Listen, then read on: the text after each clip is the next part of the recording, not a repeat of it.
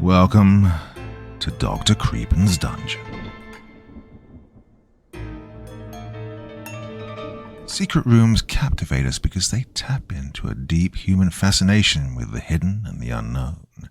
Behind every concealed door lies the promise of mystery, forgotten histories, forbidden knowledge, or long-lost treasures.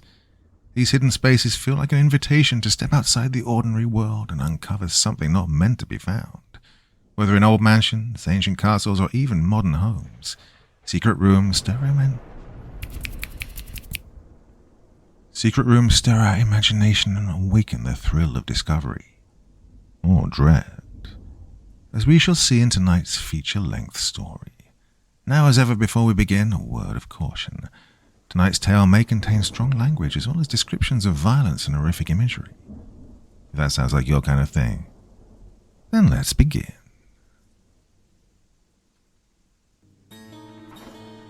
I bought a house a few months ago. It was ridiculously cheap and big, and I mean huge. A spiritual ancestor to the modern-day McMansion. And best of all, I could make some extra money by renting out the mother-in-law apartment and master suite, which has both a balcony and a sauna. I love it. It isn't perfect. The master bathtub leaks, the electric outlets are wonky, and a tribe of raccoons lives in the balcony turret. The biggest problem, however, is the kitchen floor. It's made of oak floorboards. According to the realtor, it was laid in 1939, 2 years after the house was built. Whoever lived here before me started to replace it, and apparently gave up halfway through. They tried putting everything back together with, disastrous results. Dozens of inexpertly applied coats of varnish and lacquer pool unevenly across the boards, trapping layers of dog hair, spilled spices, and dust. Specimens of mundane domesticity trapped like mosquitoes in amber. It looked awful. A bit like a frozen sea, what with the lacquer's uneven waves, and smelled weird. A little mouldy, a little rotten, and a little sweet, especially on warm days. So, I decided that replacing the kitchen floor would be my inaugural home improvement project. I tore up the floor last Saturday, starting at 7.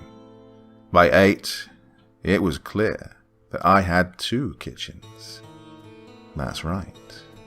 Underneath the tragically misused floorboards was a whole other room. It was shallow, maybe 7 feet deep, with a wood floor of its own. The boards were worn to splinters in some places, soggy and blooming with mold in others. I glimpsed a small table surrounded by chairs, an old-fashioned oven, and a tiled counter. Chintzy wallpaper provided the final absurd touch. Honestly, I was over the moon. My damn house had a whole secret room. It was a childhood dream come true. I dragged my ladder into the house and carefully eased it down into the second kitchen. It hit one of the mouldy spots and sank unpleasantly before settling. I climbed down eagerly, accidentally stepping into the mouldy mush. Grimacing, I smeared my shoe across a dry patch of floor and commenced exploration. The room spanned the entire length of the house. The kitchenette bled into a living area, with a small rug, sofa, and end table. Beyond that lay 4 rusty bed frames, topped with mattresses in varying states of decay. The floor around the beds was black and spongy with rot. Every step left an indentation behind that quickly pooled with an oily substance. Past the beds was an empty stretch of floor. The boards quickly gave way to hard-packed dirt. I couldn't tell if they were buried or if it had never been finished in the first place. At the very back of the room, flush against the wall, was a bookshelf. I tromped over eagerly. I love reading, I love books, and I love antiques. Maybe this would be a convergence of all 3. But no. To my immense disappointment, the shelf was empty except for a single title. Thin, wide, and rectangular. Obviously, a picture book. I picked it up curiously. It looked almost new, with the kind of unremarkable glossiness I associate with elementary school libraries. The grey dust cover bore 4 fuzzy, child-shaped silhouettes. Each figure had round eyes and carried long sticks. The art style was weirdly charming, somewhere between Quentin Blake and Lane Smith. The austere title arced over the shadowed children. The people who come after you. Excitement pulsed again. Maybe this was a scary kid's story, or at least a playfully gory romp a la Roald Dahl. The spine creaked as I opened it. It was empty. No words or illustrations to be seen. Blank, black pages gently reflected my flashlight beam. I flipped to the back. On the very last page were 2 lines, neon green ink over dark paper. The people who come after you are the people who come after you.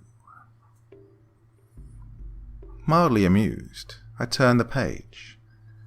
Tucked between the cryptic little couplet and the end paper were 3 Instax pictures. In case you don't know, Instax Minis are basically Fujifilm's answer to Polaroid cameras. For some reason, I love the absolute shit out of mine. Since Christmas, I've probably spent more money on film than on coffee. The first photo showed a beaming man on my front porch, arms slung around his kids.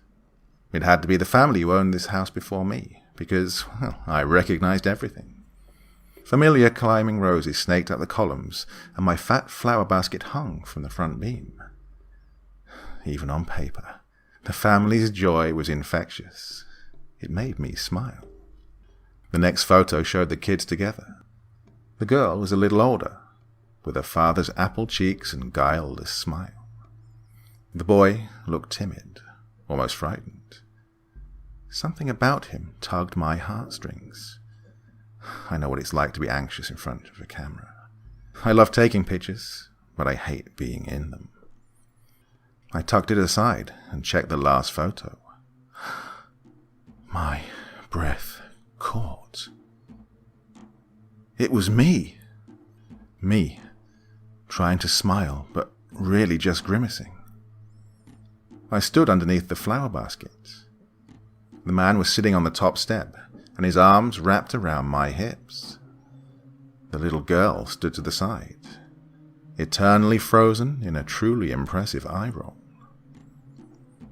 A low pitter-patter sounded behind me. I whirled around and swept my flashlight across the room. Shadows stretched and jumped, clustering in corners and dancing along the expanse of the wall. But that's all they were. Shadows, with a lovely accompaniment of scurrying rats. I snapped the book shut and practically ran toward the ladder. I accidentally clipped one of the beds, sending it scraping across the floor. My foot sank into another puddle of wet rot. Feeling high and almost buzzy, I looked down. A long tangle of wet black hair lay curled in the puddle. My foot had pressed several strands into the mushy wood beneath. It looked like a cross between vomit and a wet fossil. I darted away and scrabbled up the ladder. The second I reached the kitchen, I kicked off my soggy shoes and ran outside. To my horror, the porch looked exactly the same as it did in the photos. Climbing roses, flower baskets, kitschy little decorative accents. They all belong to me. I clearly remember putting them all up myself. So, how did they show up in the pictures of the other family? I'm not married. No boyfriend even, and I most certainly have no kids. So, what the hell was this? Someone's idea of a joke? I shuddered, then set the book on the porch. I carefully flipped through it, scanning for things I might have missed. Photos, drawings, words, anything at all. Toward the end, I noticed something strange. The opening lines, "The people who come after you are the people who come after you," had shifted to the second last page. The very last page now bore an itchy, scratchy sort of watercolor illustration. It showed a bookshelf in front of a locked door, half hidden by a coat of paint. Underneath the picture were the words, "The people who come after you dance and sing in hidden rooms." I slammed the book shut and took several steps back. Then I called my sister, Mariah, and asked point blank if I had any kids or a husband. Her response was essentially, "LOL, what?" She asked if I was joking, then if I'd been drinking. My tension eased somewhat. Mariah's at my house all the time, and she's honestly my best friend. If she says I'm an unmarried, childless mountain dweller, then I can trust her. I played it off as a joke to which I'd forgotten the punchline, easier than it sounds when you're a ditz like me, and asked her to come over for lunch to scope my secret room. She was predictably enthused, and agreed to swing by at noon with a pizza. I waited on my porch, splitting my attention between the photos and the picture book. I was, too afraid to go back into the house alone. Mariah arrived at 1:15, complaining about the crowd at the pizza parlor. She set the food on the porch and asked, "What are you looking at?" I hesitated briefly, then showed her the book. "Cute," she said. "Pointless, but cute." Then I showed her the photos. She scanned them agreeably until she came to the one with me. Her face lit up. "Are you going to be a stepmom? Oh my God, they're all so cute." No. I took a deep breath and did my best to plan my words. "I don't know who they are. I found all this in the room under the kitchen." Judging by her expression, she thought I was playing a practical joke. "Are they all hiding in your house? Are you going to surprise me with your new family?" I led her to the underground room. Her merriment quickly darkened into unease. "Jeez, you're not about to murder me or anything, are you?" She paused by the end table and picked up a stuffed turtle. She gave it a shake, then tossed it on the sofa. "Eesh, why is the floor so squishy? Did it flood down here or something?"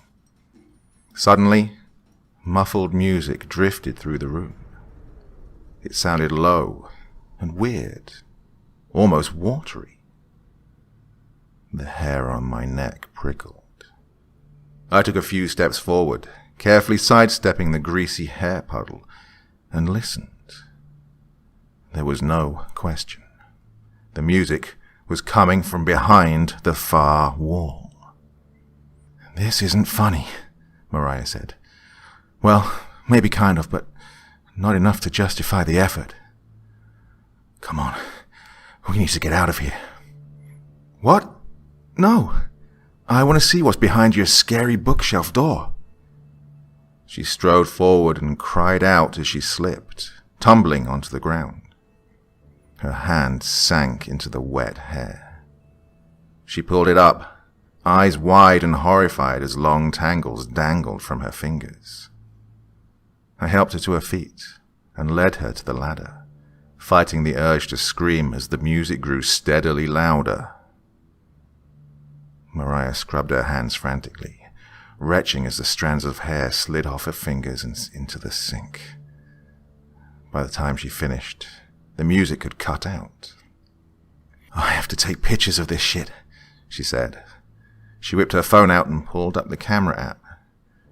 She framed the shot, and then frowned. "What the hell?" "What?" She restarted the app, then tried again. This is insane.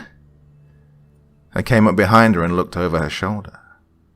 The phone screen displayed a showroom-quality kitchen floor, whole and very much in place. No holes, no missing boards, and certainly no hidden room. I tried my phone and had the same result.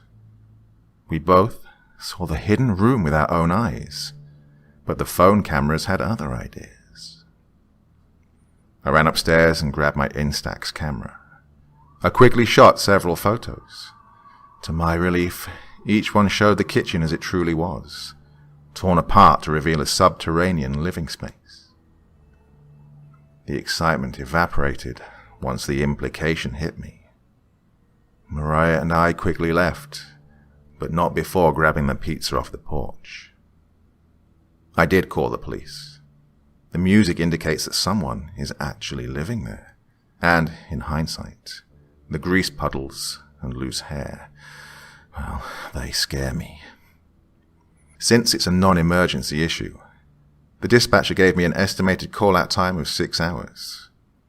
Seems a little excessive, but Mariah's letting me stay at her house until then. I don't know what's wrong with my house.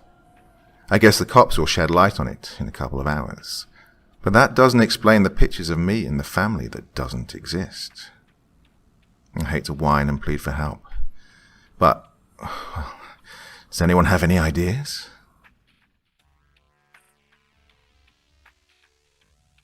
Yesterday, I found a hidden room under my kitchen floor. Inside, I found a bunch of things that don't make sense, including pictures of people who don't exist, and a weird picture book that keeps changing. Toward the end, I discovered something is living under there. So I called the cops for help. They sent someone out yesterday. Now the cop is gone, and no one remembers him except me. He got to the house around 6:30 and introduced himself as Deputy Matthew Murphy, ma'am. By that point, Mariah and I realized that no matter what we did, images of the floor in the hidden room wouldn't show up on the Instax or the phone camera. Mariah convinced me to tell the cop about the pictures. Normally, I wouldn't bother, but apparently Murphy used to date Mariah. She had a high opinion of him and promised he'd listen. He did, for about a minute, then started an ominous line of questioning that made me paranoid about 5150 holds. His callous dismissiveness brought Mariah nearly to tears. She stormed out of the house, leaving me to present the grand tour by myself. Murphy lost no time climbing into the basement. He carefully inspected the rotted floor, the furniture, and the appliances with an increasingly disturbed expression. "You found this yesterday?" he asked. I hovered by the ladder, unwilling to go too deep into the room. "Yeah." He swept the flashlight beam over the ruins of the upper floor. "I can't believe it didn't cave in. Did you know it was like this?" "No." "Well, I'd get my money back if I was you." Murphy squatted by the sofa and checked underneath. "Bunch of old toys under here. And..." He grimaced and pulled something out. It scraped over the floor, cleaving an eruption of oily wood mush in half. It was a short, narrow trident. Twisted and polished like a marble braid, it couldn't have been more than 2 feet long. The perfect size, I thought, for a child. Murphy frowned, then looked up at me. "Is this yours?" My temper threatened to break its bounds. "No, I don't know what any of this is." He stood up, and then yelped, as he slipped and spun over a slimy patch of rot. "Yeah, they're all over the place," I said. "Those soft spots, I mean." "I see that." Murphy stepped further into the room, carefully examining the beds. He caught sight of the hair, long and stringy and soaking in its puddle of oil. Then he glanced at me over his shoulder. It was quick, and he did his best to rearrange his expression into something neutral. But it was too late. He was suspicious. At that moment, a cacophony exploded. I jumped and covered my ears. It did nothing against the onslaught of sound. But as quickly as it came, it faded. Soon enough, it was that familiar, muffled, watery melody emanating from the far wall. Murphy gave me an accusing stare. He looked flushed, even in the dim. "There's someone in here? Why do you think I called you?" My voice wavered wildly. "Dispatch didn't." A deafening boom shook the walls.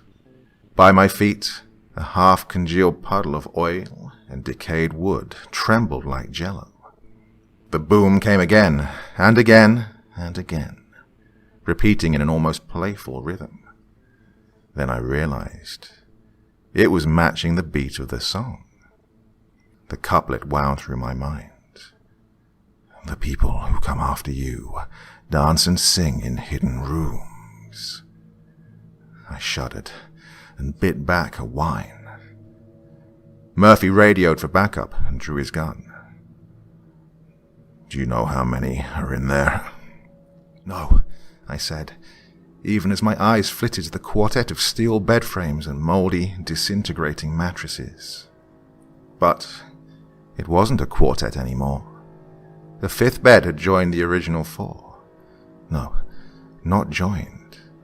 It had already been there, and I'd just forgotten, misremembered. Pain pulsed through my temples, lancing like a scalpel. I looked away.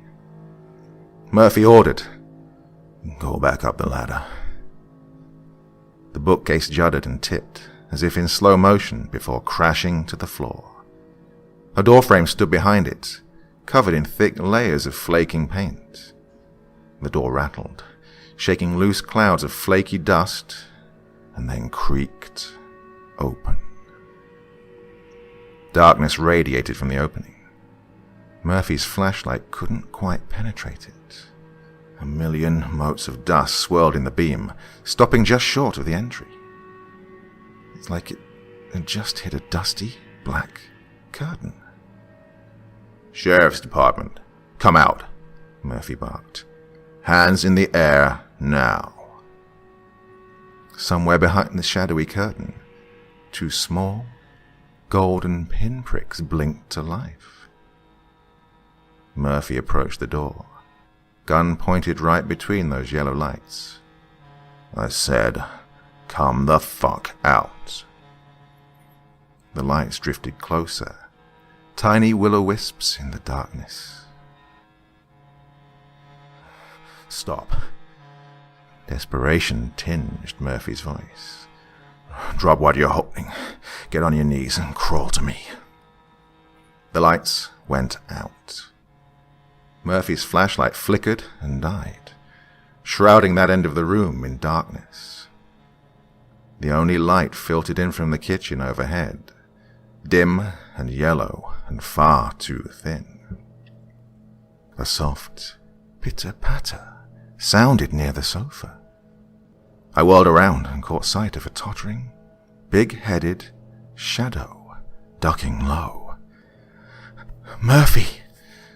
My voice issued in a shaky, sick whisper, like all those nightmares where you're trying to scream but barely hiss. The yellow lights flared to life again, suddenly blinding. Murphy's form turned into a flat, dark shadow, lined in spoiled yellow gold. More pattering echoed across the room. I watched, flabbergasted, as that toddling, misshapen form darted behind Murphy. In its hand I saw the trident. "Murphy!" I wheezed. He whipped around just as the lights disappeared again. Silence fell, broken only by my own ragged breathing.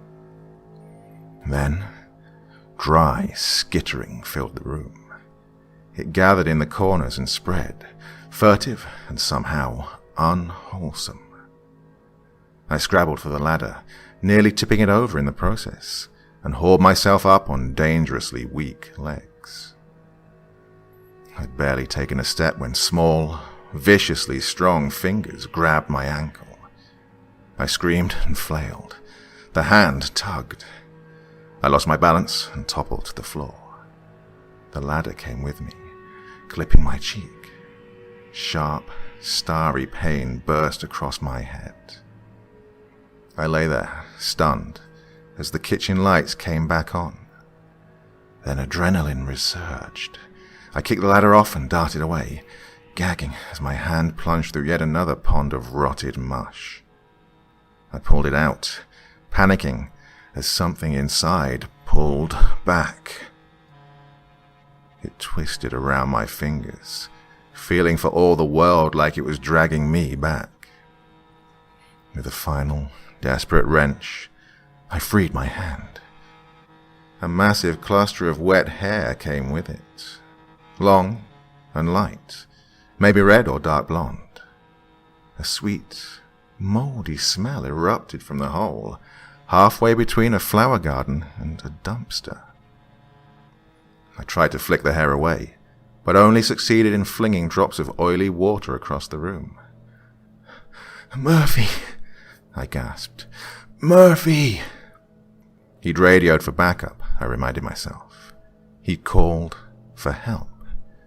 He'd be here any minute, if I could just hold on. A small, cold hand slipped into mine. I screamed again and reared back. It was a little boy with wet, filthy hair. Tear tracks streaked sallow skin. He rubbed his eye and sobbed. To my horror, I recognized him. It was the little boy from the photographs, the one who looked so uncomfortable in front of the camera. His lip trembled. "Why did you come down again?" Fresh tears dripped down his face. "Are you trying to come after us?" A bobbing, bulbous figure rose behind him. Its outline flickered and morphed, reminding me absurdly of a cheap cartoon, like Ed, Ed and Eddie, or Whatever Happened to Robot Jones. Another boom shook the walls as the eerie golden lights flared at the far end of the room. They were terribly bright, almost blinding. The little boy screamed, "Go upstairs!" The lights bobbed and drifted forward. I feverishly lifted the ladder and wedged it against the hole. I hesitated briefly, then extended a hand to the child. He shook his head. "I can't, Mommy. Go up. Go up now." But it was hard to leave him. I wondered desperately if I could climb up with one arm while carrying him in the other. I glanced at the lights again, fighting down panic as I thought of Murphy. They were hypnotically beautiful, like flames made round and gentle. "Don't look," the boy shrieked. "Go back. Don't come after us again. We have to come after you." That misshapen little shadow stretched and splintered into a hideous, multi-limbed form. Before I could react, it wrapped itself around the little boy. Together, they exploded into tatters of twitchy shadow. The lights were halfway across the room now. They approached with slow, silent surety of a predator. I tore myself away and climbed to the upper floor. As soon as my feet hit the floorboards, I ran outside, screaming. Disorientation immediately set in. Full sunlight flooded my yard. Not evening, not twilight, not even sunset. Just unmistakable midday. Mariah rushed to me. "What's wrong? Oh my God, are you okay? Did you get hurt?" I babbled wildly about Murphy and shadows and tridents and little kids, quickly devolving into hysterical sobs. Mariah helped me sit on the grass. It was warm and damp. Rich smells of greenery and smoke and freshly watered earth surrounded us and slowly soothed me. Mariah brushed my hair away from my face. Jesus, next time I'll grab the damn marshmallows. What? She looked at me strangely. I hopped to my feet and for the first time looked around. She'd lit the barbecue grill. Cheap hot dogs, graham crackers, chocolate bars, and 2-prong grilling sticks were arranged nearby. I shook myself internally. Mariah, we have to go. There's something down there. There's people. And Murphy. Something killed Murphy. What are you talking about? Mariah asked uneasily. Who the hell is Murphy?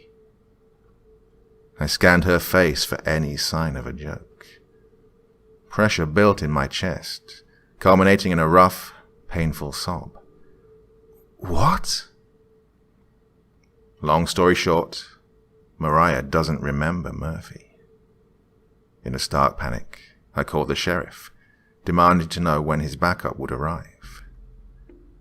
They had no idea what I was talking about. No record of a Matthew Murphy on the force. No call out to my house. Certainly no backup request originating from my area. I went off on Mariah, berating her for making fun of me and demanding how she'd managed to forget a boyfriend before collapsing into a quivering heap. Oh, it gets worse. Mariah doesn't remember seeing the room. As far as she knows, I invited her over for hot dogs and s'mores. I'd gone in to grab the marshmallows and ran out screaming like a banshee 2 minutes later. She remembers the photos and the picture book, but nothing else. No subterranean room, no music, no greasy, hairy rot puddles, and no Matthew Murphy. Mariah made me go home with her. At my request, she entered my house. Holy shit, she yelled upon seeing the room under the floor, presumably for the first time, and gathered the picture book and the photos. Once I calmed down, I left a voicemail for my realtor. Then I sat down to look at the photos again. I wish I hadn't. The one with the little girl and boy is changed. Behind them and off to the side, peering over the bottom of the frame, is the top of an odd, lumpy head. A blurry sliver of a misshapen eye is just visible. Even with the poor definition, I can tell it's green. Clear, unusually bright, sage green. The exact same color as my eyes. I don't know what it means, or if it means anything at all. I checked the book, too. The pages have shuffled again. The first couplet occupies the third to last page. The second to last page now bears the line about the people singing and dancing in hidden rooms. And the very last page has an illustration of a long, dark room. At the very end is an open door. Beyond that door is rich, almost fuzzy darkness, broken only by a pair of small yellow eyes. Underneath were the words, "They have a master. He's called Noon. Noon needs people who come after you. Poor Noon is grand, and he is sad. Noon will eat them when they're bad. Noon plays games that have funny rules with the people who come after you." I stared at that silly watercolor picture, transfixed by those bright yellow eyes. And then I cried for a long time. I'm more afraid than I've ever been, but I think I have to go back. The thing that lives under my house ate a cop out of existence. Hell, it even ate the day and rewound the clock. What if I do have a family? What if that creature ate them too? They have to still exist somewhere. That boy called me Mom, and I have these pictures. Maybe it's a trick, but what if it's not? If they're trapped there, if even one person is trapped there, how can I abandon them? I can't. So, unless something changes, I'm going back tomorrow. I don't know who's coming after me, but I guess I'm coming after them now.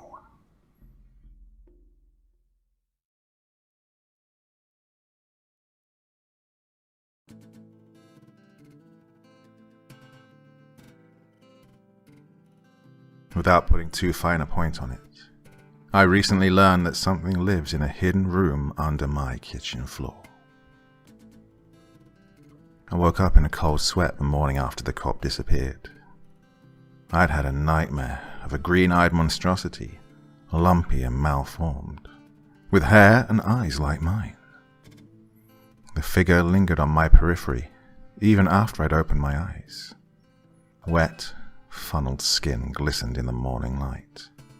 I quickly squeezed my eyes shut. When I opened them again, it was gone. The first thing I did was call my realty office. They'd handled both sides of the home purchase. One way or another, they'd have records. But it didn't go quite as planned. After being on hold for a very long time, the receptionist told me, "Ma'am, we don't have a transaction for that property address this year. We handled a sale on it in 2015, but that's it." My head was already pounding. "Can I speak to my realtor?" At least I remembered her name perfectly. I could practically see her in front of me, short and vivacious, with laugh lines and proud streaks of white in her red hair. Eileen Harrington. The receptionist's confusion was nearly palpable, even over the phone. "Oh, Mrs. Harrington passed away." My heart sank. "When?" A hesitant intake of breath. "About 2 years ago. She did handle the home purchase, but it was back in November of 2015. I thanked her and hung up. Didn't take me long to make my decision. I needed to go back. Either I was insane, in which case no harm, no foul, or people were somehow trapped there. Mariah was already at work. I thought about waiting until her shift ended. I thought about asking her to come home early. I even thought about asking every single person I knew to come with me. But then I thought of the cop. I thought of the photos of the family I didn't have. If there was even a chance they were alive, I couldn't abandon them. Nor could I consign anyone else to whatever horror show waited in the house. So I grabbed my phone and camera and went alone.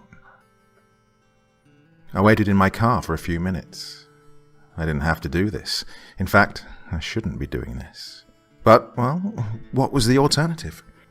Call the police again, wait however long that took, and pray the next one didn't end up eaten out of reality. Sell the place to some other unlucky buyer. Pay the mortgage on a house I couldn't live in. Burn it down and hope I get away with it. That's what I wanted to do more than anything. But then, what would happen to the people trapped inside? Finally, I got out of my car. It was another beautiful day. Buttery sunlight gilded the grass and glanced off the white paint, infusing the flowers and trees with a glow that almost looked painted. The air was warm and almost dusty sweet. All of that fell away the moment I stepped into the house, replaced with cool shadows and the sour, splintery smell of old wood varnish. The massive hole remained, bearing that strange, secret room. The ladder jutted out invitingly. I took several pictures, first with my phone and then with the Instax. Each photo displayed an intact floor. Something had changed.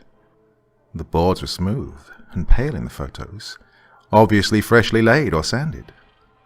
The torn-up floor and subterranean room remained, of course, hidden from photos for whatever reason, but clearly visible in reality. My flashlight waited on the wooden island, right where I'd left it. I flicked it on, tightening my grip as my hands began to shake, and descended into the room under the floor. It was much bigger now, narrow but far, far too long, stretching past the beam's reach, and I had to go all the way to the end. I had to open that door to find whoever was trapped here, and face whatever had trapped them. I walked carefully, sidestepping the rotten spots. My heart pounded as I glanced around. Things had changed drastically. Dozens of toys were strewn across the floor. Several stuffed animals were arranged in tight rows on the sofa. Beady eyes glinted in the light, impassive and not quite lifeless. I shuddered and pressed on until the beds finally came into view. 5 identical iron frames piled high with toys, filthy blankets, and broken, decayed mattresses. The dancing flashlight beam made shadows pulse and jump. Fear overtook me, and I stopped to take a deep breath. The shadows continued to move, like things were moving on the bed. Fear overwhelmed me. I squatted and set the flashlight down. The beam stilled, and with it, most of the shadows. Except one. One of the beds continued to move. The pile rose and fell steadily, like something was breathing underneath it. My breath caught in my throat. The bed shifted suddenly. The spring squealed and a sheaf of long hair spilled from beneath, glistening like auburn gossamer.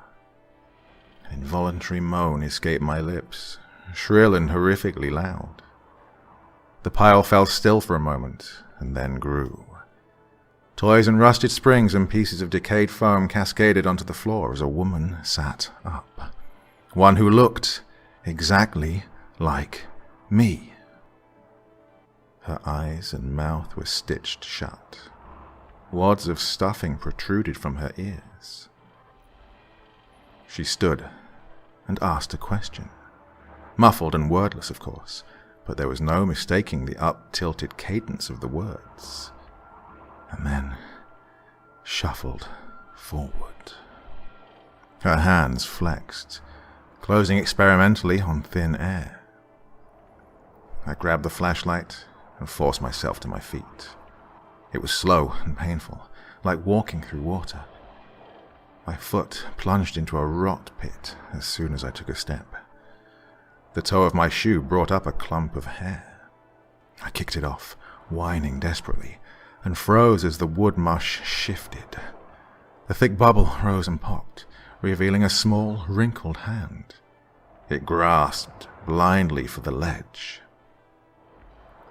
Sobbing helplessly, I turned and ran. All around me the rot hole spread, growing to insane proportions, then bubbled and broke apart. Hands and arms, but mostly hair, curly hair, dark hair, light hair, long and short, thick and thin, all of it slimy wet and rising up. I reached the ladder and hauled myself up, hand over sweaty, slippery hand. My double followed clumsily, stumbling over toys and bubbling rot pits. Finally, I reached the upper floor. I jumped out and tried to run, but tripped and went sprawling. I rolled over, sobbing, only to see that the floor was whole. No ladder, no hidden room, just smooth, pale, freshly laid floorboards. I curled up and wept for a while. When I finally stood up, the picture book was laying on the counter, thin, glossy and pretty, with that ominous title stamped across it in silver lettering. I'd left it at Mariah's, but no matter. I opened it hesitantly and flipped through it. The book had reshuffled itself yet again, in the process adding several more pages. I quickly found where I'd left off. Noon plays games that have funny rules with the people who come after you, and continued to read. When people who come after you play their funny games with Noon, they divide in 2, 3, 4, 5, and so many more. All are alive. Each one of them has different aims, but everyone plays Noon's game. Games are the way to give Noon dues, and when dues get paid, Noon leaves you clues. The people who come after you sometimes make Noon's favorite clues. If you lose the game, Noon eats you, and the people who come after you. Suddenly, a series of thumps echoed from the upstairs, followed by a shrill giggle. I immediately slammed the book shut and ran out of the house.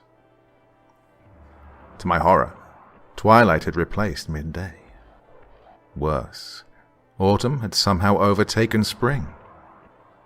My apple tree drooped with clusters of ripe fruit. Small, lopsided pumpkins grew along the side of the house, covered in thick leaves and vines. Vibrant layers of pink, violet, and orange overtook the western sky, brilliance underscored by the dark, craggy hills in the foreground. As I spun around, trying desperately to orient myself, a car trundled carefully down the steep driveway and parked. Panic immobilized me. Should I go back into the house? Stay put? Run? A tired-looking man exited, balancing a drink carrier and a bag of fast food.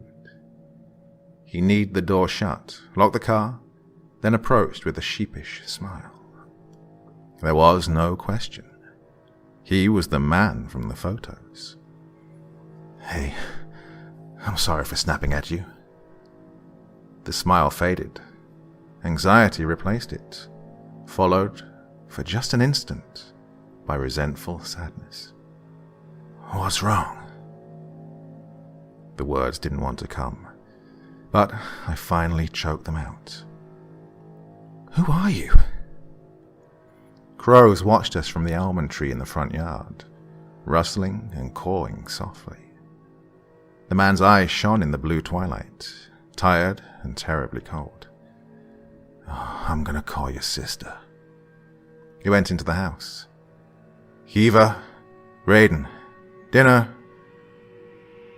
After a moment of helpless confusion, I followed him just as 2 kids flew down the stairs and across the living room. I recognized them immediately. The little boy and the little girl from those pictures. Imaginary people. People who didn't exist. Except, they obviously did. The girl pulled ahead, leaving her giggling brother in the proverbial dust. When he saw me, his smile widened briefly, then darkened. He stopped in the middle of the room, watching me as the girl turned on all the lights. She noticed her brother was no longer in pursuit and turned. What's the matter? She doesn't know who we are, the boy said in a small voice. His chest began to rise and fall rapidly. Noon got us. Who's Noon? I asked immediately. Their father shot me a furious look. Guys, what did we just talk about? Raiden began to cry. It's okay, Kiva said weepily. It's not too late. The man wrapped his hand around my elbow and pulled me into the kitchen. Look, I can't let you do this to them, he hissed. You have to go somewhere. Mariah, whoever, but you can't be here until we figure out what's wrong with you. He bit his lip and stepped back, and then rubbed his face. Something told me I should feel hurt, but I didn't know him, didn't know any of them well enough to care. What I cared about was that perfectly intact kitchen floor. "Are you going to tear up the floor?" I asked. The man briefly pressed his hands to his face. "We already did. We're done." "Was there something under there?" Behind me, Kiva started to cry. "A room or—" "Shut up," he snarled. "Shut up right now. If you're seeing things, shut your goddamn eyes. If you're hearing things, shut your goddamn ears. Oh, I can't handle you. Our kids cannot handle you." A shadow shifted weirdly on my periphery and I turned. Behind the kids, crouching at the foot of the stairs, was a small, misshapen creature holding a little trident. Green eyes glimmered in the dim, the exact color and shape of mine. And the same, I realized, as the little boy's. I watched helplessly as another, larger shadow crept up behind it. The bigger one had the same impossible proportions and ruined skin. It was the thing from my nightmare, down to the hair and eyes. The man fell abruptly silent. I tore myself away and looked at him, wondering if he'd seen the monsters too, but no. He was transfixed by the kitchen floor. Before my eyes, dark rot bloomed across the floorboards. It started as pinpricks and swiftly expanded into vast blotches. They blossomed and spread, melting the floor away like acid. The darkness stopped just short of my feet and continued to eat through the wood. The man grabbed my hand and tried to pull me into the living room.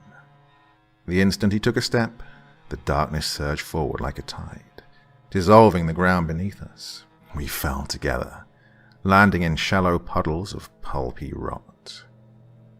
Two little heads peered over the edge of the upper floor, staring down at us in horror. I tried to crawl away from the wet spot, but vast quantities of long, stringy hair tangled around my arms and legs. It felt alive, like 1,000 tiny, terribly strong snakes. The little girl started to climb down. "Kiva!" the little boy wailed. Kiva paid him no mind. She dangled briefly from the ledge. Braden tried to grab her hands and pull her back up, but only succeeded in loosening her grip. She dropped beside me with a grunt and quickly scrabbled away from the rock pool. Familiar, deafening music suddenly exploded to life. Braden screamed. Kiva ran to me and desperately struggled with the wet hair. It felt limp when she touched it. I took it off and stumbled to my feet. She immediately moved on to her father. I watched as hair continued to writhe in the puddle. It bubbled up and broke the surface, revealing a glistening, misshapen head. Braden screamed again. The second Kiva freed her dad, the deformed figure shot up and grabbed her, quickly dragging her down. I reached for her, but her father shoved me out of the way and grabbed her. The misshapen body threw Kiva to the side and grabbed her father, quickly and improbably submerging him. Kiva plunged her arms into the rock pool before I could do anything. Long hair and a dozen pale, wrinkled hands rose and engulfed her. Without thinking, I grabbed her hands just as she sank out of sight. A terribly powerful current pulled me deep and quickly separated us. "Mommy!" Braden wriggled over the ledge and fell beside me, gasping in pain as his ankle rolled. He slapped the hands away and violently pulled at the hair. The music abruptly cut. All of the hands suddenly fell limp and retracted, floating like dead fish. Braden looked at me. Tears streaked his face and his breath hitched. "Don't come after us again." The hand sprang to life, terribly pale and inhumanly long.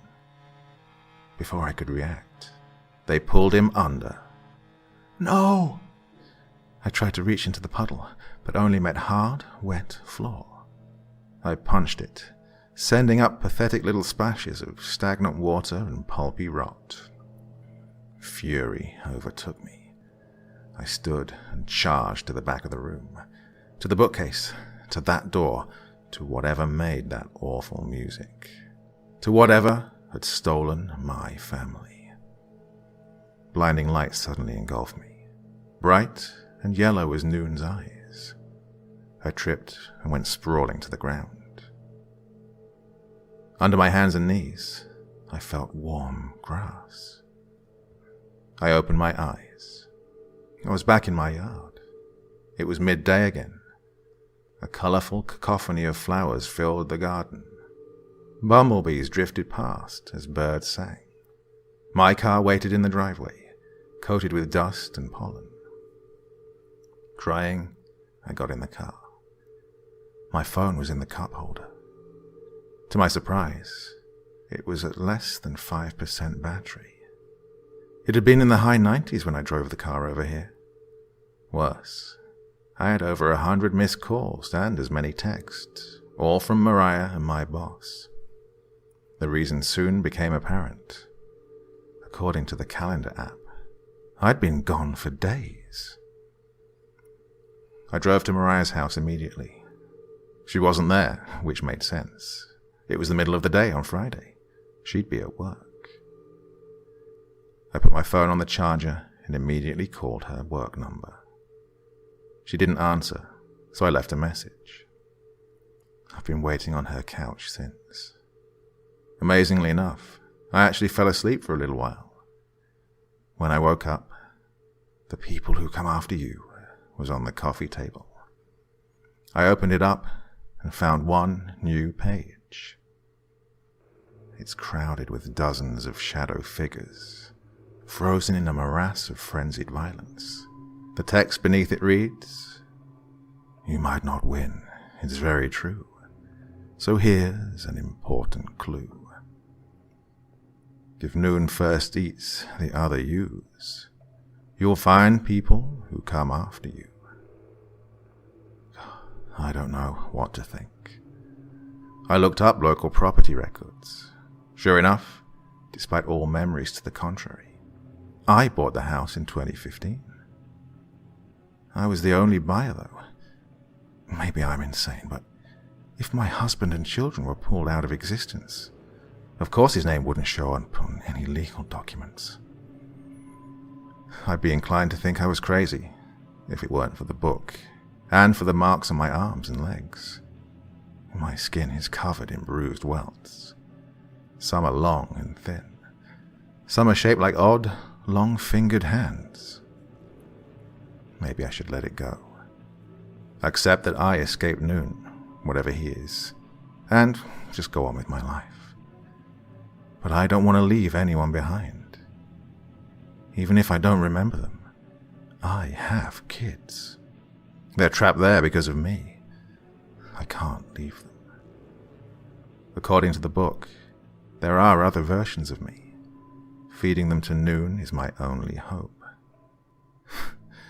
If quantum self-cannibalism is what it takes to save my family, I guess I'll do it.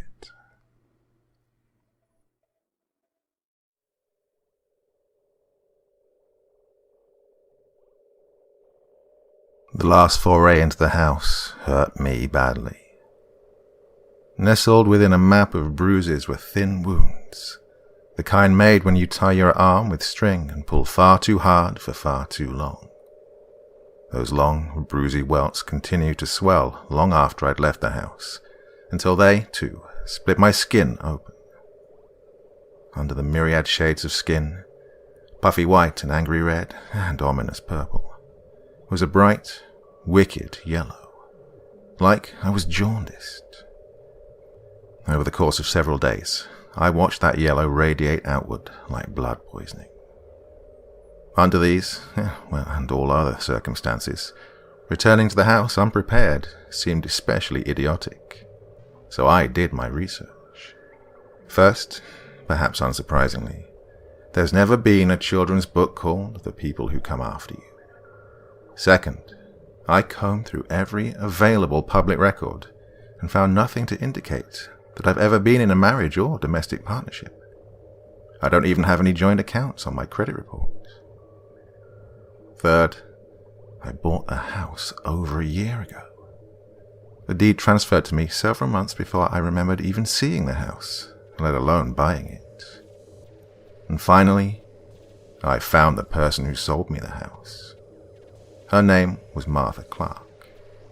To my dismay, she died several months ago. Fortunately, her daughter is still very much alive. She invited me to her house, which turned out to be an assisted living facility. The moment she answered the door, I knew something was wrong with her.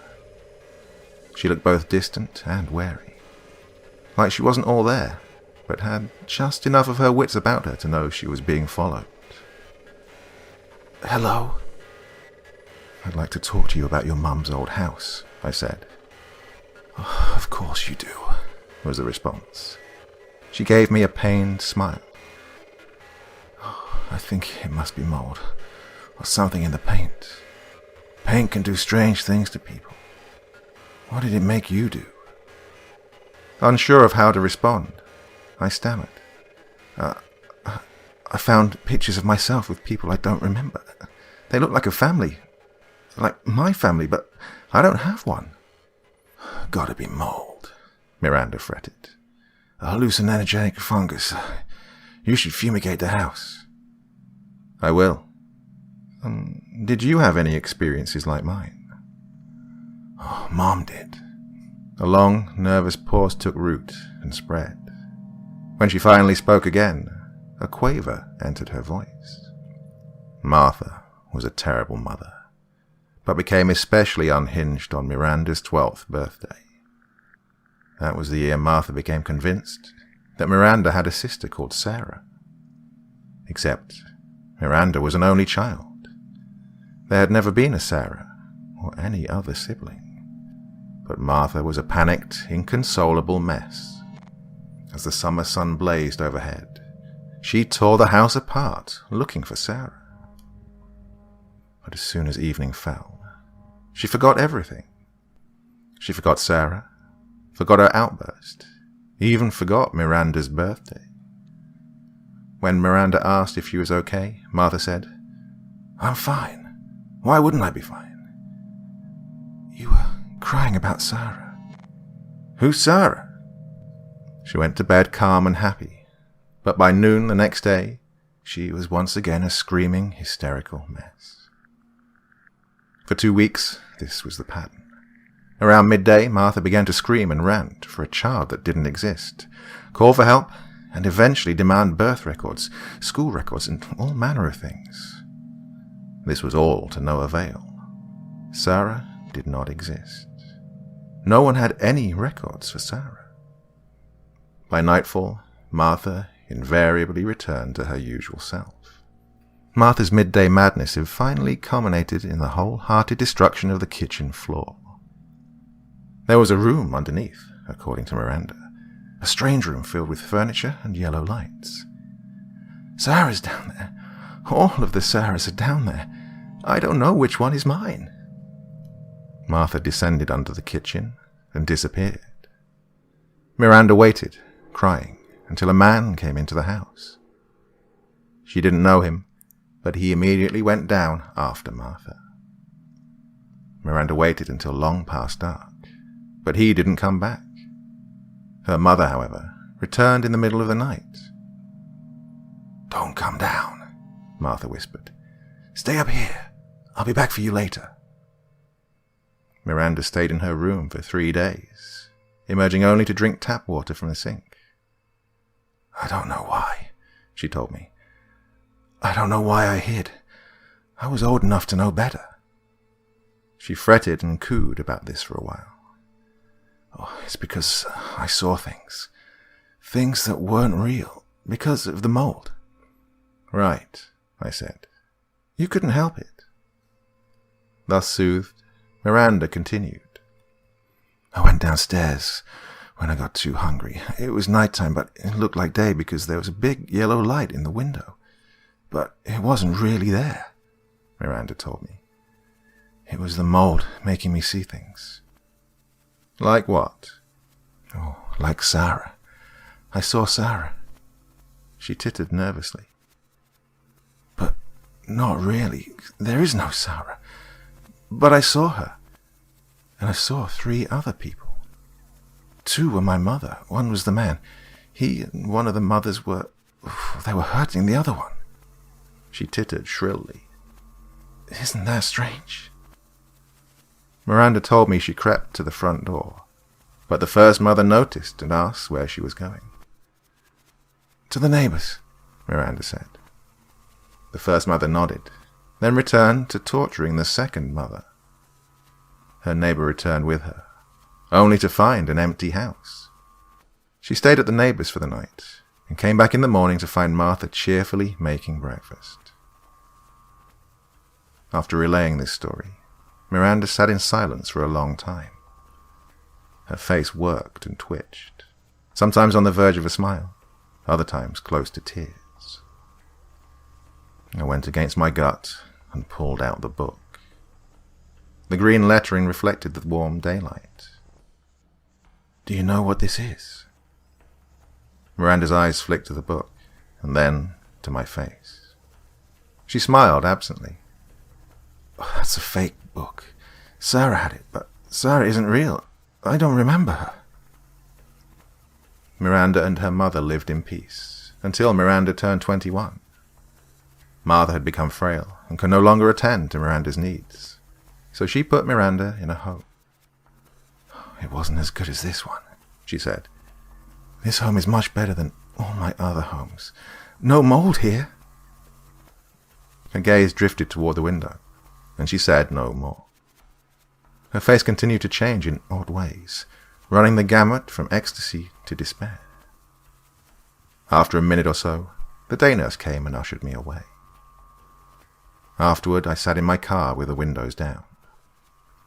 A warm breeze drifted through, an incorporeal caress that did little to dispel the growing heat. The picture book felt heavy on my lap. After several minutes, I opened it. Noon plays with time, and makes far soon, and makes soon far. What to do? Remember, he plays games with time. Time doesn't matter when you fight you. Go to Noon's rooms to pay your dues. Those you hurt will pass through too. Remember, whatever you do, that these people will come after you. That was the end.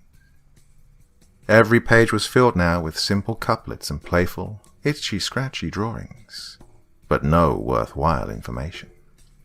Nothing that told me what had happened to my family, to me or to the cop. Nothing that told me what those horrific, misshapen creatures were. Nothing except the intimation that I'd have to go all Thunderdome on other versions of myself, with no explanation as to how those other versions came to be. And for what? For people I don't even remember? People who, for all intents and purposes, weren't even real. I threw the book in the back seat and drove to Mariah's. She wasn't home. That was fine. I wanted to be alone. Except I didn't. The moment I entered the house, I panicked. The room was too still, too hot, bathed in too much bright daylight. The car felt similarly repulsive, a small, cramped, overheated little oven, so I decided to go for a walk. Mariah lived downtown. The quaint little district was perfect for an afternoon stroll. A light breeze created an illusion of coolness, soon shattered by the heavy heat. Sweat beaded my hairline and soaked the back of my shirt. My scalp felt like a tiny oven, buried under my hair. When I reached to sweep a sheaf back from my forehead, I almost recoiled in shock. God, it was painfully hot, like I'd been baking under the noonday sun. I turned onto the main thoroughfare, momentarily blinded as the sun came spilling past a tall brick building. Oh, if the house and car felt too small, the road felt too big, too open, exposed. The sun glared down, bright and unforgiving as the eye of a god. I crossed my arms, all the better to hide my strange jaundice wounds, and began to walk. I wandered toward the war memorial in a daze. Clusters of benches surrounded the glass monolith, empty except for a solitary visitor. I sat at the farthest one and stared down at my arms. Long, winding welts spun along my skin, yellow as lemons and painfully raw. Suddenly self-conscious, I glanced at the other viewer and froze. He was unremarkable, but familiar. Terribly familiar. It was the man from the Instax photos. The man who told me I had to live somewhere else, because our children couldn't bear to live with me anymore. The husband I recognized, but didn't know. He turned to face me. I froze. Should I go to him? Should I run? What if he didn't know me? What if he did? His eyes flashed yellow. Yellow like the sun. Yellow like noon. Horror bloomed in my chest and slithered through my limbs like vines. I stood and ran. Cars, trees, and storefronts ribboned past in a multicolored blur. I turned the corner, accidentally clipping a shopper in the process, and sprinted down the street. 3 blocks back and 2 down would take me to Mariah's. And then, what? I couldn't bring myself to think about it, so I just ran, ignoring the pounding heat and the sweat streaming down my back. After a small eternity, Mariah's house finally came into view. The tree-choked front yard looked like heaven. I could almost feel the shade gliding over me, cooling my skin and leaching the burning heat from my scalp. Just as I reached the gate, my husband turned the opposite corner. He walked to the curb and stopped under the neighbor's almond tree, yards away from Mariah's fence, yards away from me. With a choked whimper, I fumbled with the gate. My hand shook, jamming the key everywhere but the lock. My husband watched a moment, and then strolled over. His feet rustled the grass. Sunlight spilled through the leaves and dappled his hair. The key finally slid into the lock. I turned it just as he cupped the nape of my neck and turned my face in his direction. His skin was scorching hot. His eyes a murky, spoiled gold. "You don't win," he said quietly. "Do you?" I asked. He looked at me a moment longer. Somewhere in my mind, I felt a rustle of memory, a baby bird spreading its wings. He let go. It was like a spell had broken. I opened the gate and ran into the yard. When I reached the front door, I turned around. He was still there. Those strange yellow eyes shone and shifted like molten gold. I tried to speak, but the words caught in my throat. What could I ask? And how? Finally, I choked. "What happened to you?" "One of me came after you," he answered. "He's still waiting for you." Then he turned and drifted down the street. I waited till he turned the corner and went inside the house. Mariah was in the kitchen, pacing back and forth as she spoke into the phone. "Wait, do I have to pay for it to be towed? Because it's not mine." I knocked gently on the doorframe. She whirled around, wide-eyed. "How the fuck did you get in here? Is that your car in my driveway?" A weird, anxious smile spread over my face. "Mariah, this isn't funny." "Get out of my house!" She lingered by the counter, expression equal parts fear and fury.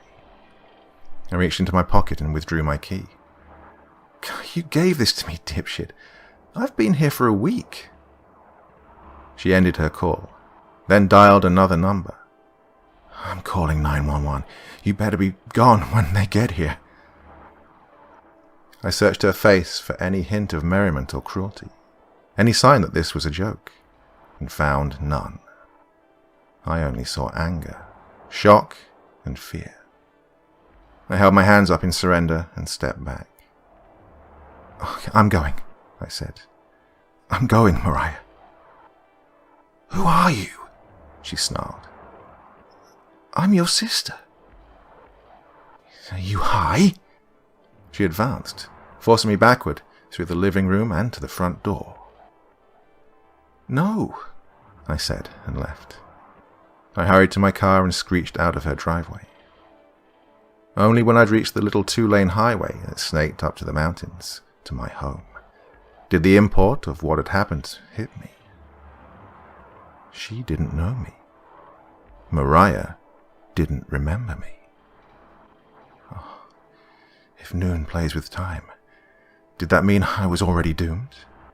That he gets me no matter what I do? The road grew wilder, suburbs and storefronts swiftly giving way to a golden vista carpeted with poppies and framed by rolling hills. I slowed as I approached my house. My heart jumped into my throat when the yard came into view. There were people there. 7 people running around my yard. This was it then. Something had happened. Maybe in the past, maybe in the future if the book was to be believed, and I no longer existed. I parked across the street and stared. It wasn't a new family playing in the yard. It was mine. Me, Braden, and Kiva, playing tag under the apple trees. My husband sat on the porch, snapping pictures and hiding his phone whenever my double caught him. Twined around one of the columns, just inches away from him, was that shadowy, malformed creature, covered in lumps and weeping sores, with a misshapen head and eyes like mine, but brighter. I rolled down the window to get a better look. Something was wrong. It was midday, 1 in the afternoon, give or take a few minutes, but the yard was dark, suffused with a deep, violent tinge of dusk. They were trapped in a bubble of evening. No, not trapped, separated, existing in another layer of time. So, why could I see them? I thought of Mariah's angry face, of Noon's yellow eyes bobbing across the hidden room, of my husband's burning skin. A lump rose in my throat. I had to be insane. Memory loss, memory fabrication, blackouts, hallucinations, delusions. I was crazy. The curtain swayed in the living room window. I watched, transfixed, as long, discolored fingers pulled the drapes back, revealing a long, angular face. Curls of blackened skin lay over swollen red flesh. Blisters peppered the ravaged skin, and a pair of molten gold eyes burned like tiny twin suns. I felt them all the way across the street. Concentrated beams of dry, relentless heat. It beckoned, then disappeared. I gasped suddenly. It was like a trance had been broken. The yard had darkened. Braden and Kiva were now alone. I heard their voices, but couldn't make out their words. Something flickered on my periphery. I turned and gasped. Burn scars bubbled over its skin. A living relief map. Wisps of auburn hair sprouted from the devastated ruin of the scalp. One eye was fused shut with a stiff glob of tissue. The other shone a clear, olivine green. It was me. Sick, hysterical laughter threatened to explode from my chest. "You need to see what they're doing," my double said. "Hurry, the game's almost over." I hesitated, but what could I do? I had no family, no sister. Soon I might not even have a house, or life as I knew it. And if this was real, if I had children, I had to help them. So, I got out of my car and I followed her. What happened? Noon went after them. The kids? I don't know all of Noon's rules. He preys on the kids. He plays a game with them. I don't know what it is, only that the game targets the adults. If Noon wins, he gets everyone. If the children win, everyone comes back. Did they win? No. Why are there multiples of us? A new version appears every time someone makes a rescue or escape attempt. Failure makes time reset somehow. It's one of Noon's rules. We all keep failing. How many are there? 27 Kivas, 25 Bradens, 4 Christophers. Christopher's our husband. He got out of the house, but didn't kill his other selves, just like you. He'll burn alive soon, if he hasn't already. I thought of his fingers burning my neck like soft irons. Then I thought of my yellowing skin and shuddered. How many of us? 19. I killed most of them. We stopped just short of the yard. Within that bubble, dusk had settled, swiftly darkening to evening. It was beautiful and insane. A pocket of cool spring night, nestled in the stifling heat of summer. Now there are 3. I hesitated. Are you the real one? We're all real. She nudged me toward the yard. Inside. Brisk evening swept away the suffocating heat, inducing a pleasurable shiver. This is the only way in, Kiva insisted. It's small. Noon can't get out. If they open the floor again, Noon gets out. If they open the floor, then they can help, Braden insisted. They can't help. You know the rules, was Kiva's bleak reply. This is their 3rd game, my doppelganger said. They already killed Kiva's first version, cut her throat as soon as she grew from the floor. But they missed Braden's. The first ones are the worst. Neither Braden nor Kiva seemed to notice our presence. I watched in horror as they pushed and tugged at a large wire grate. What are they trying to do? They're going under to kill themselves, their other selves. The grate fell with a loud clatter. Kiva and Braden exchanged a terrified look. Then Kiva lowered herself down. Braden released a sob and followed.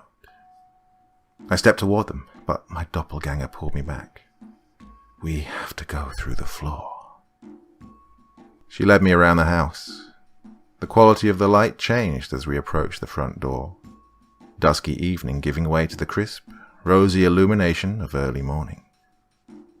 We went inside. The kitchen floor was intact, smooth and clean, sanded and awaiting its final coat of sealant. The Instax camera sat on the kitchen island, right beside the flashlight. Impulsively, I picked the camera up and snapped a picture. It developed quickly, showing an image of a torn-up floor. Someone stood in the corner. I recognized the long, dark hair and sharp, fine-featured profile. Mariah. Goosebumps spread over my arms. I glanced up, but of course I didn't see her. Why don't the cameras show what's really here? I asked. They do, but cameras are like everything else. The rhythm and inflection of her speech sent tendrils of panic through my heart. It was too familiar and too alien at once. Trapped in the dominant layers of time. Layers are all equal here, but the camera, like our eyes, can only show one. A shrill scream sounded from outside. Kiva. I lurched for the door, but my doppelganger pulled me back. You can't break the rules. Suddenly, Mariah's form materialized in the shadows, huddled and gasping. Greasy wet hair hung from her fingers like marionette strings, and blood drenched her clothes. Without thinking, I went to her. She recoiled. How many are there? She demanded. How many do I have to kill? A warm draft whispered past. I don't know. Since when? She screamed. I turned helplessly to face my doppelganger, but she was gone. In her place, I saw a hole in the floor. It grew as I watched, floorboards pulling themselves apart to reveal the room beneath. The ladder appeared, an alien, inorganic flower extending itself. Mariah screamed. I whipped around just in time to see her snap out of sight, like an animation cell peeled off its background. Kiva screamed again. The thin wail echoed, not from outside, but from underneath the floor. Maybe I can walk out of here, I thought. Mariah didn't remember me, but so what? Was that worse than whatever waited down there? My husband came to mind, yellow-eyed and burning hot. That was worse. That, and of course abandoning my children to a violent and seemingly endless fate. I grabbed the flashlight and a butcher knife, the only things in easy reach, and descended the ladder. Down below, it was almost too hot to breathe. Shallow pools of wet rot dotted the floor, bubbling like witch's brew. Faint figures flickered to life and trailed past, bright on my periphery, but fading to nothing the moment I tried to focus. I wondered if any of them were coming after me, and if so, which were coming to save me, and which were coming to end me. Then I wondered if they would eventually become one and the same. A chorus of voices suddenly exploded, out of key and almost hysterically jubilant. Men, women, and children, all shrieking an alien hymn in Noon's hidden room. Something shifted in the nearest corner. I spun around, aiming the flashlight straight ahead. It was Murphy. He was prone upon the floor. Oh, he'd been flayed. Chest reduced to tattered curtains of flesh, bearing a raw ribcage and improbable spurts of blood. His eyes were gone, his scalp a roasted ruin. Curls of smoke drifted up from his skin. Help me! Weeping sockets somehow fixated on me, wet, hollow caves in the flashlight beam. You brought me here. You have to help me.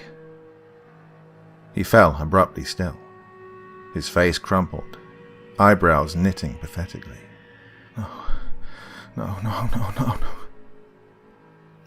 Shadows gathered around him, thickening and solidifying into a body. It turned to face me. A familiar badge glinted on its chest. No, not just a person. It was another Murphy, but it was wrong. Rotten and lumpy, with blackened skin that undulated weirdly. Sunken eyes shone like dirty glass. I stumbled back. Murphy's double knelt and swept his suppurating hand onto the sofa. It extracted that strange, bony trident. Before I could even scream, it jammed the trident into Murphy's open chest. Murphy choked and screamed. For a second he matched the key and note of the chorus shrieking behind the walls, and then he fell limp and silent. The deformed double pulled the trident from Murphy's chest and held it out to me. When I didn't take it, he tossed it on the ground and strode toward me. I darted away, suppressing a panicked sob, but there was no need. He went to the ladder and climbed up without a backward glance. A sudden, ear-shattering shriek made my heart stop. I whirled around. Halfway across the room, I saw myself on one of the beds. Something was attacking her. Instinctively, I ran toward her, but stopped. I had to kill all my others to get out of here, right? So, why would I stop someone who is already doing the job for me? I drew closer, squinting to see past the stream curling from the hair puddles. Another version of me huddled on the bed. I caught a glimpse of thick, black stitching across the eyes and mouth. A male voice met my ears, hushed and furious. "I'm not letting you out. You're why I am fucking here." A flicker of memory suddenly exploded into full-blown recall. We made a pact, my husband and I. We didn't know all Noon's rules, but we knew we were playing a demonic game of Highlander. There could be only one. "Let's make a pact," he'd whispered shakily. We were crouched by the bed, watching as our other selves drifted in and out of being. Right. That's not against the rules, is it? We can help each other kill the other's others. My stitched-up self mewed helplessly, dragging me fully back to the present. My husband snarled at her. "We don't need you." He shoved her onto the floor. She flailed and kicked, but to no avail. He pulled her close and wrapped a thick, greasy rope of hair around her throat. It took every bit of my self-control to tiptoe past, gritting my teeth against the sound of my own death rattle. Noon's door waited at the end of the room, partially blocked by the fallen bookshelf. By this point, the shrieking hymn wasn't just deafening, it was maddening. I tightened my grip on the knife and reached for the doorknob. An overpowering force slammed into me. I crumpled to the ground and rolled, only to find myself face to face with Christopher. The hair rope swung from his hand, glistening faintly. "No," he breathed, eerily echoing Murphy. "No, no." Noon's jubilant choir evaporated. The ensuing silence made my ears ring worse than the song.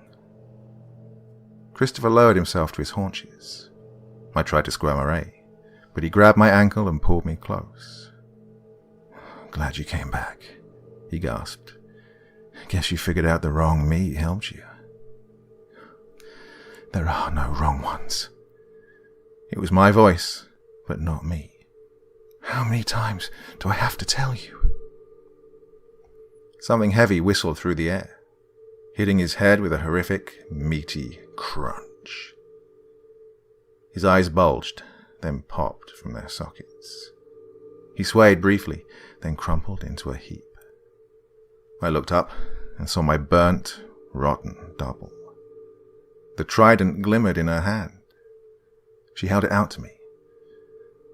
"You have to do it," she said. "There's not enough of me left. I can't save them." I took it without thinking. She rolled my husband out of the way and then sat down. Blisters and open wounds leaked pus and water over her skin. "Chest or head," she said. "Take your pick." Memory flickered again. Not a strong one, not enough for me to truly remember, but enough for me to know that she was right. There was no other way. I lined the prongs up with her eyes and plunged the trident into her head. Her skull felt soft and half-rotten. Pulling the trident out was unexpectedly difficult. It continued to sink, driving itself through her head and into the floor. When I finally wrenched it free, it was clotted with brain and spongy, dark bone. I gagged and threw up, accidentally splattering her ruined head with vomit. The chorus immediately shrieked to life again. Blinding light flashed everywhere, so painful I closed my eyes. Slowly it dimmed, but continued to flash in an odd, inorganic pattern. I peeked through squinted lids and looked up. Yellow and white lights blinked and flashed across the ceiling, reminding me, absurdly, of a nightclub. As I watched, the lights consolidated into a single, bright stream and drifted down, rippling like a pennant in a high wind. Suddenly, it went dark. Not just the light stream, but everything, leaving me alone in a profound darkness. After what felt like an eternity, dimness flickered in the abyss. Thin, pale light, too indistinct to make out at first. Then those flickers deepened, and brightened, and thickened. Before I knew it, I was watching time. All of it. Every layer, all at once, snaking past like bright eels caught in a dark whirlpool. I didn't possess the capability or faculty to recall more than a few images. A green-eyed, deformed monster bubbling up from a rot puddle and wrenching itself free. Myself, crying and cowering as Christopher raged. Kiva and Braden, pale and shell-shocked, pinning another version of me to the floor as their father stitched my eyes and mouth shut. Christopher brandishing a baseball bat as Braden stared numbly at a vibrant smear of blood. Then, all of us, standing together, hypnotized by the blinding yellow eyes of a monstrosity that existed beyond time. Finally, everything became dark again, isolating me in a soft, suffocating nothingness. Then my children began to cry, just beyond the door. Light. Normal light. The flashlight and the daylight filtering in from upstairs returned, and with it panic. I reached for the door, but paused. Words were painted on the door. Another couplet, written in the same austere lettering as the picture book. The people who came after you wait for you in Noon's hidden room. You only get to bring back two. Though all came to help and heard you through. The door creaked open. Darkness flooded out like a tide. I went inside. And immediately, I was outside, in my front yard, staring at the porch while my husband struggled to hang a flower basket. Kiva and Braden screamed with joy and ran to me. "Did you come for us?" Kiva bleated. One of her eyes was gone, replaced with a smoking hole. She nudged my arm. I reached for her hand, but encountered only a warm stump. Braden came up beside her, sniffling. Dark runnels of scorched flesh marred his face, stretching from scalp to chin. "Yes," I whispered. Kiva buried her face in my belly and began to sob. Braden grabbed my elbow. "We have to hurry." I turned around, but I only saw the street. The door was gone. Of course it was. We were outside, after all. "Into the house," he said gently, "and down under the floor." I glanced at Christopher, who didn't seem to notice us. "No," Kiva said. I shoved my kids through the yard and toward the side door. I opened it and found myself face to face with Braden's lumpy, malformed doppelganger. "No," Braden whispered. "I was here longer." "But I did more to help," it said, then ran Braden through with the trident. Kiva squealed as Braden collapsed. "It's okay," I told her senselessly. "We're all real." Deformed Braden stepped aside. I ushered Kiva into the house. To my horror, another Kiva waited in the living room, whispering gentle assurances to another Braden. My Kiva suddenly wrenched the trident from deformed Braden. They wrestled madly for an instant, but she had the element of surprise and managed to stab him in the head. She shoved him away, disgustedly, and focused on the other pair. "Take them." Her breath hitched and she started to sob. "I don't want to go without my Braden." Kiva, I said. The word was strange on my tongue. She took her head as tears streamed from her remaining eye. Do it, Mama. Please. The other pair watched with hollow faces. I love you, Kiva. I lied. And killed her. Then I went to the other pair. Come on, we have to hurry. They only stared at me with empty eyes. I tried to grab their hands, but they pulled away. I don't think that we came first, Brayden said. So, we aren't the real ones, Kiva added. We're all real. Kiva shook her head. You better run before Dad comes. At that moment, the front door creaked open. I turned, and a Christopher stepped inside. It's okay, Kiva told me. We still love you.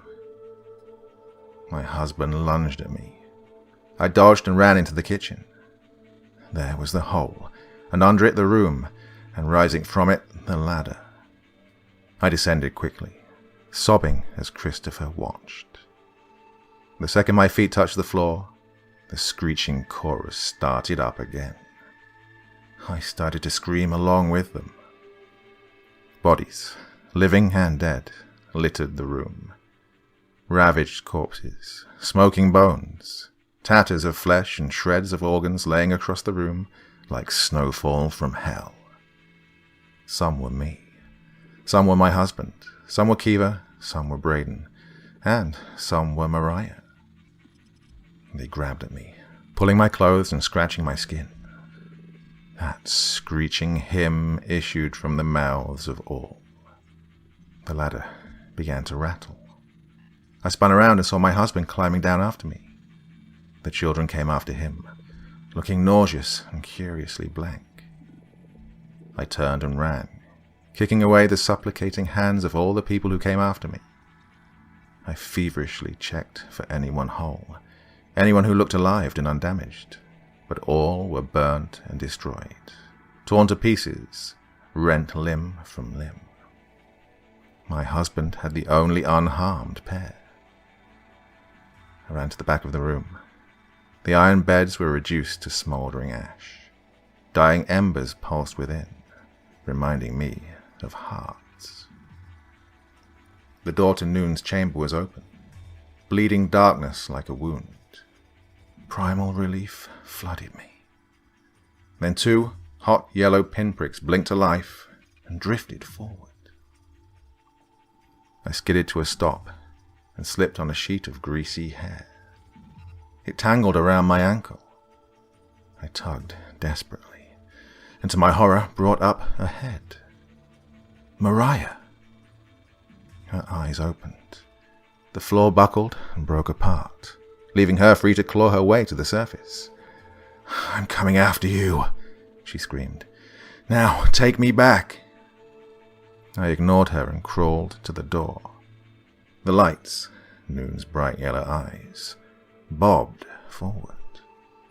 I felt relief again, but of a different kind. Not the relief of escape, but the kind of relief peculiar to the end. Dim hints of memory lurched and nibbled the edges of my mind. I've done this before, I realized. More than once. I don't remember the specifics, but I know, somehow, that this is the farthest I've ever come in Noon's game. Blinding light suddenly shafted down, devastating and burning hot. The floor shook, and the mad, shrill hymn finally cut out for good. That memory burst forth, so powerful it was like I was reliving it. I was kneeling before those dancing yellow eyes. My children's corpses lay before me. Their heads were bloody ruins. Brayden's ruptured eye lay on his cheek. Pain consumed me, a profound, hysterical despair that was heavier than the earth. Noon stared at them while I sobbed. Finally, I begged. Will you let me play, too? his eyes exploded into yellow fire, and I screamed. The floor quaked, pulling me back to the present. Those burning, blinding lights slid across me, leaving damp cold in its wake. And then, silence. After a long time, I looked up. I was in my living room, kneeling in front of the fireplace. Yellow flames danced, giving off too much heat for such a small fire. Braden and Kiva were huddled beside me. Tear tracks streaked their faces. I tried to remember them, their births, infancy, holidays, anything, but could not. "What was the game?" I asked. They exchanged a frightened look. Braden began to keen. Kiva tried to comfort him, then said, "Noon gives wishes when you follow the rules." "What did you wish for?" Her lip quivered. "Better parents," Braden wept. "We didn't know what Noon would do. I'm sorry, Mummy." This is what I learned. Christopher and I had had a bad marriage, the kind of abusive time bomb that kills everyone when it explodes. I used to be mentally ill. Drown your babies in the tub ill. I was nice when I was healthy, but Christopher made it hard for me to be healthy. The kids met Noon the day we moved to this house. They don't know a lot about Noon, except he loves the sun and plays with kids. But Noon isn't a person, and doesn't always give the kind of help that kids want. He offered them a wish if they won his game. Kiva wished for a nice dad, and Braden wished for a happy mom. Neither Kiva nor Braden would tell me what these games consisted of, only that they kept losing. So Noon kept making Mummy sicker and Daddy meaner. Finally, he took them away entirely. So Braden and Kiva came after us. Noon let them play more, but they kept losing. So as punishment, Noon stole us again, and again, and again, and again. They kept losing. They lost so much, Noon finally took them too. But then, I went after them. So did Christopher. It was an endless loop of people coming after all the people who kept coming after everyone else. Somehow, each attempt resulted in another version of the rescuer coming into existence. This was a problem, because while any number of doppelgangers can exist with Noon in his sphere of dismantled time, only one version can live in the real world. So the people who come after you, the people born of your selfless rescue attempts, have to come after you to kill you, because while we all exist, only one can continue to exist. I finally put Braden and Kiva to bed. Then I sat in the kitchen all night, staring at the floor. At some point I realized the welts on my arms had disappeared, along with the ominous yellow patches. Within a week, I put the house up for sale and left town. On the way out, I went to see Mariah, but she isn't there. A small family lives in her house. They told me they'd lived there for 6 years and have never heard of my sister. I cried for days and found myself wishing my children had disappeared instead of her. I think she's gone because she failed to kill all of her doppelgangers, like Christopher, who'd escaped the house and ended up burning alive for his trouble. I think that's why I was turning yellow. I'd left without finishing off the other versions of myself. If I hadn't gone back, I don't think I'd be here either. Well, I wish I could tell you more, but I can't. I don't know what happened. I don't know what Noon is. I don't remember his game. I don't remember my children. They know me though, which is something. And they no longer remember their father. I think that's for the best. I may not remember much, but in my heart of hearts, I know my children aren't the only ones who played Noon's games. I think I won. This means I got my wish, whatever it was.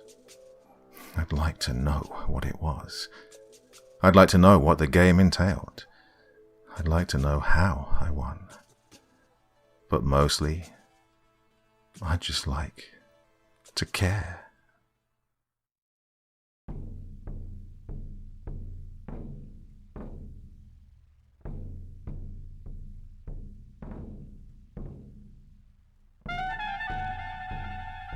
And so once again, we reach the end of tonight's podcast. My thanks as always to the authors of those wonderful stories, and to you for taking the time to listen. Now, I'd ask one small favor of you. Wherever you get your podcast from, please write a few nice words and leave a 5-star review, as it really helps the podcast. That's it for this week, but I'll be back again same time, same place, and I do so hope you'll join me once more. Until next time, sweet dreams and bye-bye.